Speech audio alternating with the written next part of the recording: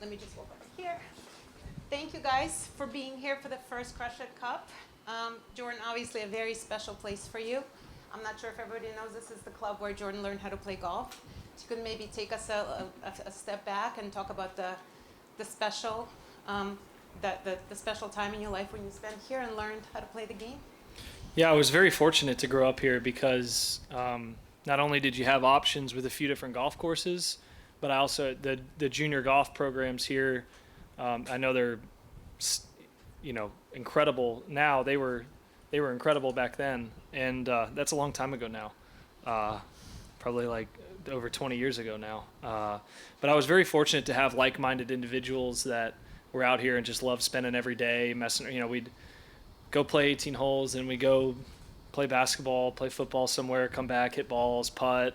You just have so many options of what to do, and so I was very lucky to come out here and just learn to have fun at a golf course. I think that's what made me fall in love with the game, and then the diverse facilities to be able to learn how to compete and to play at a high level. It was kind of unique. So my person who taught me the game, Joey Anders, is back there in the back, and he's still here teaching these juniors that are now on their way into high school and then Division I college and then professional golf. I'm sure, based on what I hear about a few of them. So it's a special place. It looked a lot different from this when I started here, as people can speak to. These were actually two different holes. The range was over on the other side of the clubhouse. And when I was, I think, a freshman or sophomore in high school, everything was renovated, and it's in this amazing, well, this wasn't even here then, but this amazing facility where you can come year round and obviously have a lot of different technology uses now to test your game. So I'm jealous in some regard that these juniors have a little extra than we had, but at least it was an even playing field back then, right? Philanthropy has been a huge part of your life, part of your career and part of your life, and that's what your relationship with Invited is so special, because you share the same values, youth golf being one of them. So how was your first Crush It Cup experience, and how do you think it helps development of these young athletes? It was amazing. I came out here, I had no idea that was done on the ninth hole there, the paint, the trip down memory lane, I guess. Super special. That was, thank you. It was really unique. I've never seen anything like that. And then there's, I think, 21 states represented, kids from 6 years old to, I think, 12 or 13 years old, and boys and girls from all over the country at different, invited clubs that went and helped raise funds through playing golf, which I'm sure they really had a hard time doing, right? Playing a bunch of holes of golf, they had a challenge to do that. So just amazing to see that, they made this trip in here and they wanted to come play in this event, and I hope they had a great time. Surely it seemed like it by the groups that I saw. So it was amazing. Hopefully it can turn into an annual thing, but that's I'll do what I can to be a part of that, but I don't know, it may be above my pay grade. And lastly, everybody's rooting for that left arm of yours. So can you just give us a little bit of an update of where you are in your recovery? Yeah, I'm almost 4 weeks in now. So it's a 12-week recovery from what I hear. I think it depends on how I'm doing at week 8. But these first 4 weeks are just very minimal. It's kind of let it heal, do very little physical therapy, but do enough. And then I think starting Wednesday, I can start doing a little bit more. At week 6, I do full range of motion. So I'll be back to, I guess, looking. It won't look so weird by week 8. I'll be out, but I'm trying to do as much as I can without jeopardizing anything. So I haven't had anything done before, so it's just a tedious process and following doctor's orders and being patient. So hopefully I can continue to do that for another 8 weeks. Great. Last questions? Hey, Jordan, a couple quick ones. You talked a little about, and on a podcast, about how the surgery was a success because the surgeon had done a number of these and said he felt very confident about where you were. Your confidence with the way that this was slipping, and you're a guy who plays with confidence. That's your game. Has this just messed with you for a year, or just kind of walk us through the mental state of having this thing that's changing your approach to the way you're playing a game, especially someone who plays with the feel that you play with? Yeah, it was hard to measure. That's why I didn't get it done sooner. It would pop up here and there. and there was no telling what would cause it, and it wasn't like hurting me swinging. So it was more of a how much is my subconscious, making adjustments that are not good into the ball, and it just, yeah. I mean, it was really I would say the number one reason why I ended up getting it done was because it affects my way of life at home. Like when it would dislocate and I'd have to get it back in, like couldn't. It would happen when I'm like getting my daughter out of the bath or I'm putting a sweatshirt on, or it's just so random that it was like I don't want to continue. And it happened more and more, and it wasn't going to heal itself based on a number of different docs and scans and whatever. So it was just inevitable.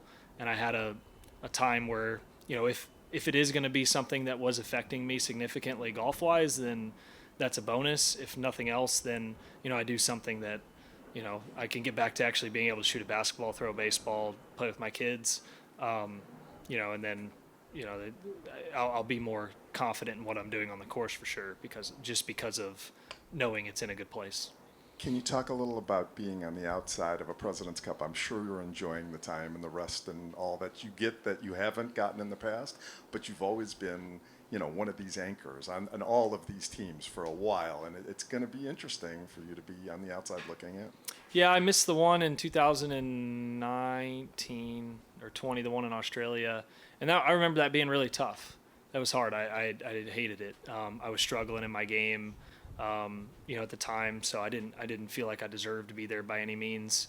This one, I obviously would have no business being there in my current state. So it's a little bit different, but it still stings. It's that hard to make those teams. I mean, you have to be that good year in and year out just to be on, considered one of the top 12 Americans. And I think Jim Furyk has an incredible team. I talked to him at length multiple times prior to this tournament. He asked, different ways I could maybe be involved, and it's just at a very important part of my physical therapy. So it's just better for me to stay home and watch, and but I'm going to be rooting them on and stuff. So.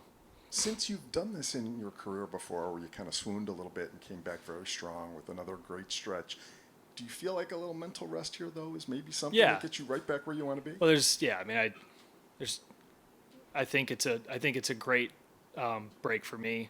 I'm going to look at it that way, but at the same time, it's like in the middle of this, what can I be doing to stay sharp? What adjustments can I make? I'll be kind of wet concrete coming back, so I'll be able to kind of mold things where I've been maybe struggling in some of my mechanics. I can get those mechanically sound, and just, I've got enough time to wait till they're very sound before I need to come back and be 100%. So, I got to get the mobility back first, and I need to get full mobility back before you then have to get the strength back. So stuff, in the golf swing, even as I start back, will start to feel very different week in and week out as I start to get stronger, get the strength back in my left hand. So I imagine it's going to be, longer than process to be like game ready than what the till when I can actually just swing a club. But I'm being very patient with it and very happy about the process. I'm going to hog with one more. So tour progress with everything. I know this is something now that you're detached from. When you watch some of this from afar, and I'm sure you have many insights into what's going on, but what's your state on where we're at right now? This has just been such an awkward time for golf in general. I think golfers themselves, there's no doubt. I should say the best players at the top levels have significantly benefited from this scenario that's probably unsustainable, and hopefully that's currently being worked out. It's just between the two sides, two tours, the government being involved. It's not as easy as, hey, everybody, let's just get together and figure this out in an hour. So I've been very, involved in all of that, and I can assure you that as annoying as it probably seems from the outside, it's just, it's not anyone's fault. It's just the process of what needs to happen. It's just going to take a little time.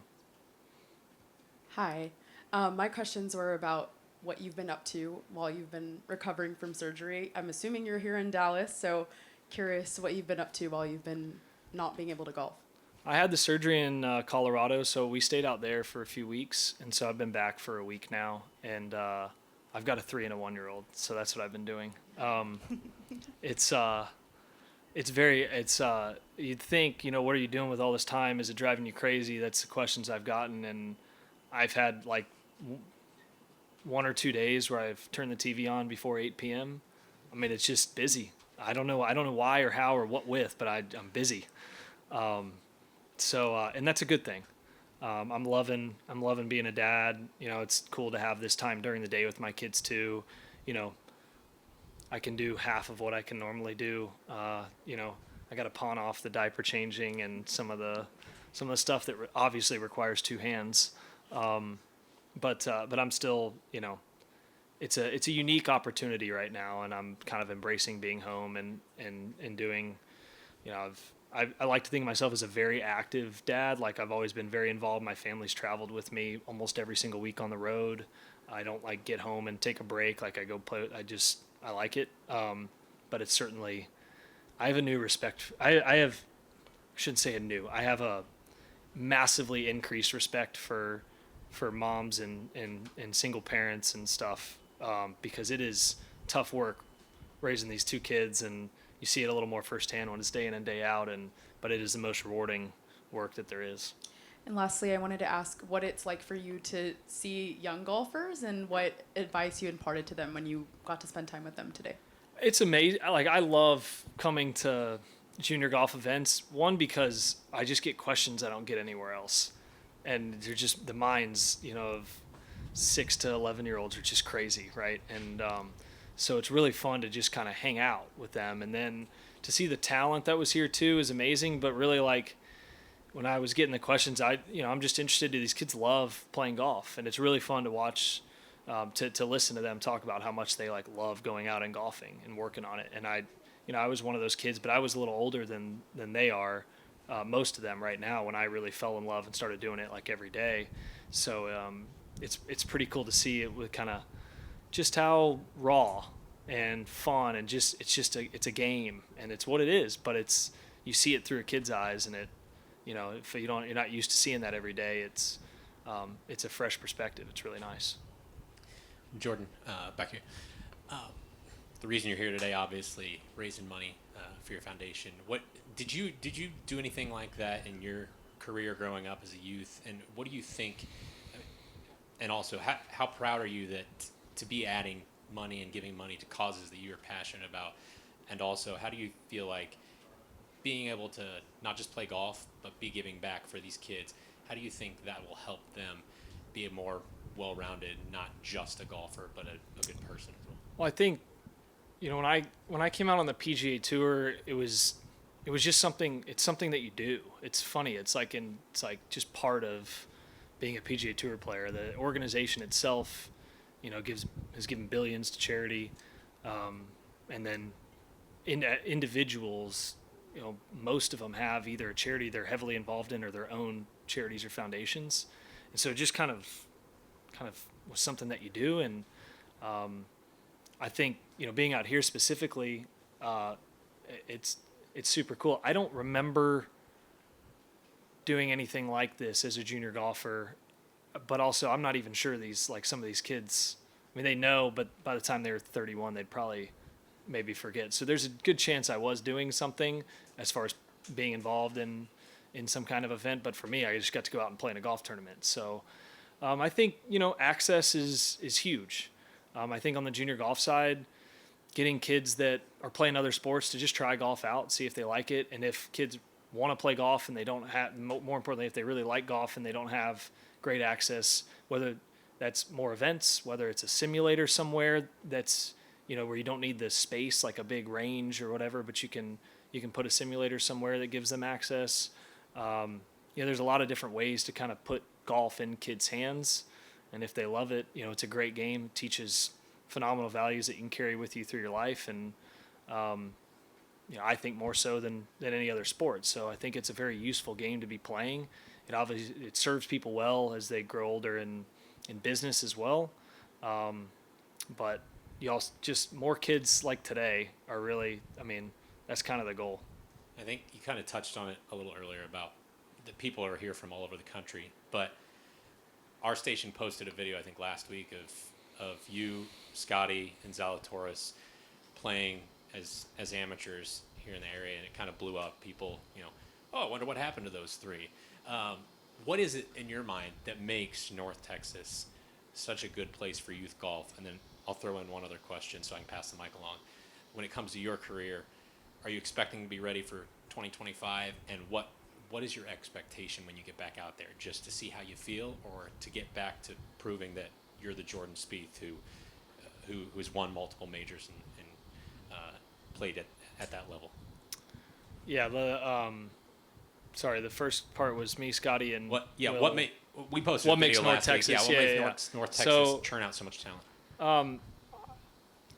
There's been a good run out of North Texas and Texas in general. Texas is always going to have great talent. You have a lot of golf courses, and the weather conditions are appropriate to be able to play year round, which is big for golf. You got to take off 3-4 months. It takes a little while to start back over. That kind of leads into your next question, which is, this is my hibernation for 3 or 4 months. I think more out of North Texas, it's access. It's just year-long access to golf. It's a heavily populated area too, so there's just a lot of kids. Just some of them are going to play golf, and then when you have that much access, you're going to get some really good players too. But you got to love it to get to keep on going. I mean, there was a dozen players I could name for you that were better than me at 13, 14 years old, and you don't know who they are now because they just didn't love it, or found something else they love, or whatever it may be. So in order to take it all the way up, you just got to continue to almost have a unhealthy obsession with it, like anybody and anything that they do, in order to do it really, really well. So I think that by 2025 I'll be by January 1 is my goal, to feel like I could be tournament ready. And for me, that would be like, no, it's not just going out and seeing how it feels. It'd be, expecting to play at my ceiling. I'll have an opportunity to work really hard on my short game before I can even swing. So I should be able to get back to that work pretty soon, and hopefully get that really dialed so that I can then prioritize, getting back to hitting balls and then eventually playing. So I don't know how long that'll take, because again, like I mentioned before, it kind of depends on how quickly the mobility and the strength comes back. But given my age and the way it's progressed so far, both are advantages to this recovering. So, and it's not uncommon. I talked to probably 6 or 8 other professional golfers, a few tennis players, a few baseball players, that have all had similar surgeries and have come back really well. So there's always a bit of a concern of like, what if it doesn't feel the same? But I'll wait till it feels the same until I come back and play. Last question, anyone? Yeah. So one of the pillars of the Jordan Spieth Family Foundation is junior golf. How do you and the foundation ensure that the opportunities to grow the game of golf are accessible to the youth, and especially of those from diverse backgrounds? Yeah, so I mean, one of the examples is the Cedar Park Community Center? Or Cedar Crest Community Center? Like I was mentioning earlier, we put in a simulator down there in an area where they just redid the whole community center, and it's got an awesome new football field, baseball field, basketball courts, learning centers, all that kind of stuff. So it's kind of where you can put simulators where you don't have, actual courses or facilities. We've been involved with the First Tee of Dallas, First Tee of Fort Worth. They've got new facilities, so we're involved with that. Those are all organizations that are getting clubs in hands of kids who may not have had it before, from diverse backgrounds. And then trying to get involved in supporting, PGA Junior League to the AJGA at the next level, for as kids progress as junior golfers and they love to play and they get better and better and they want to test their game against. We're just one of many, many, many organizations that get involved in those, but that's where we try to step up. So try to diversify, where you can help kids get clubs in their hands to get started, but then also look at, what made me fall in love with the game. Some of the relationships I still have today came from the AJGA, some of these great national organizations where you have competition and you test yourself against the best, and you eventually end up playing against these guys in college and then professionally. So, and I'm still some of my best friends I met when I was 14 years old through AJGA. So a little bit of both. And hopefully you get kids who started out, and it's happened, starting to happen more and more now, kids who started out from places where they may not have, had a golf club in their hand, and now they're playing professional golf, and that they're going through those other systems. That's obviously the ultimate goal when you start trying to get kids in the game. When it comes to your foundation, there have been countless families whose lives have been changed for the better and ultimately saved. How has the impact you've made affected and motivated you on and off the course? I think on the course, I can't sit there and say that I think about much else than what's going on the course. Same thing as when I became a dad. I was like, I don't feel much different on the golf course, but off the golf course, I mean, it's everything, right? It's what impact can you make? How do you make other people like feel good, right? Fortunately, we've had a tremendous amount between the partnerships we've had, the companies that I'm involved with, to individual donors, to people who have all been involved in our events every year. It's not like just us. We actually kind of get the credit for what's really them that are contributing. And it's nice to be around like-minded individuals like that. And we learned that at Jesuit, right? Like you guys, they teach you that from day one. So it's like I said, it's kind of like the PGA Tour. I kind of was like that at Jesuit. It's just something that you do.